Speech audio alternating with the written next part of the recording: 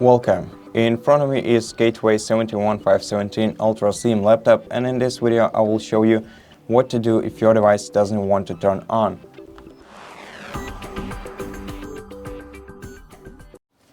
So first of all, when you press the power button, make sure that the indicator above the power icon right here switches on.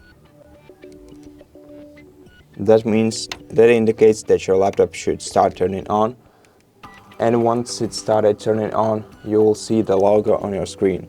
Now, if this didn't happen, make sure that your device isn't discharged. To do that, connect the power source, your AC adapter to the power source, and connect the charging cable to your laptop into this slot.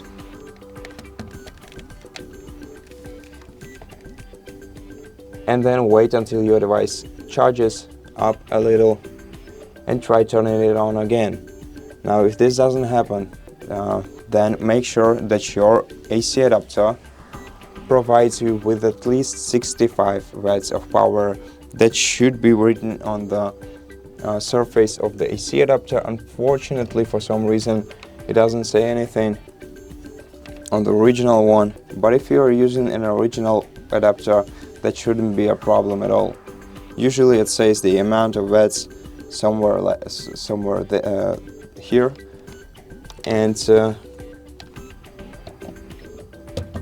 just like I said, if you're using an original AC adapter, that shouldn't be a problem. In such case, make sure that your device hasn't been exposed to extremely hot or cold temperature recently, and if it was, in such case, leave it for recovery for